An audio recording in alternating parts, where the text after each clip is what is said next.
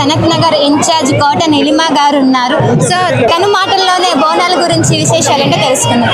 ముందుగా బోనాల శుభాకాంక్షలమ్మా మీకు, మీ ప్రేక్షకులకి. సో ఎట్లా అనిపిస్తుంది ఈ ఇయర్? అంటే దగ్గరుండి మీరే చూసుకుంటున్నారు అనుకోండి. సో ప్రతి సంవత్సరం నేనే చూసుకుంటామమ్మా, మా అదృష్టం ఇది.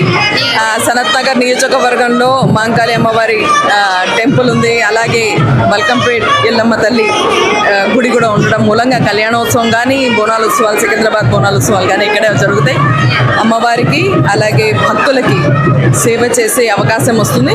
ఇది అదృష్టం అనుకుని ఎప్పుడు ఆ రకంగానే సేవ చేస్తారు. నీలిమ గారు, అంటే రోజు రోజుకి భక్తుల రద్దీ పెరిగిపోతుంది. సో సంవత్సరం ఇంకా మనం డెవలప్మెంట్ చేయాలి. సో ఏమైనా ఆలోచన ఉందా? ఖచ్చితంగా ఇప్పుడు మా ప్రభుత్వం పరంగా కూడాను దీన్ని బోనాలకి ఫెస్టివల్కి వచ్చే ఫండ్స్ కానీ అవన్నీ ఇంక్రీజ్ చేయడం జరిగిందమ్మా.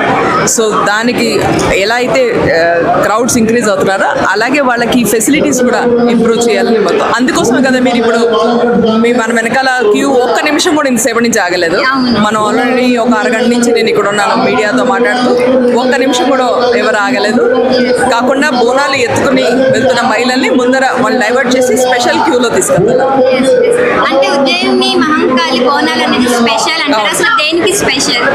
మరి ఇది ఎంతకంటే 200 ఏళ్ల కంటే ఎక్కువ చరిత్ర ఉన్న గుడి.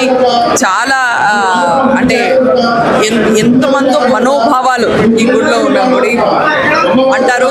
ఇక్కడ మనం ఏమనుకున్నానో అమ్మవారు ఆశీర్వదిస్తారు అని. అలాగే న్యాయం, ధర్మం వీటన్నిటిని నెరవేరుదని కూడా చాలా అందరూ అంటారు. అలాగే ప్రపంచంలో న్యాయం, ధర్మం ఉండాలి అనేది అమ్మవారు చూస్తారంటారు. సో సామాన్య జనులు ఎవరైతే వాళ్ళ మనసులో ఏదైనా కోరిక తీసుకుని ఇక్కడికి వస్తారో అది ఖచ్చితంగా నెరవేరుతుంది. కాబట్టి మీ అందరికీ కూడా స్వాగతం.